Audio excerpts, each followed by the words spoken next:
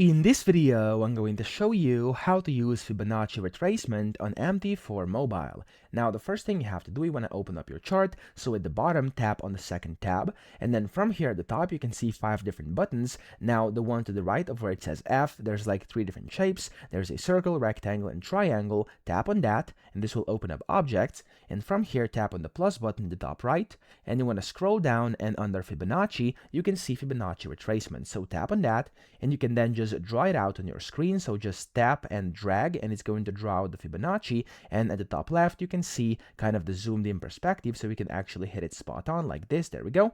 And then if you actually want to change it, you could go and tap any of the white circles, either at the top or at the bottom, and that's going to allow you to basically change the positioning of your current Fibonacci retracement. You can do that top at the bottom like this. There we go.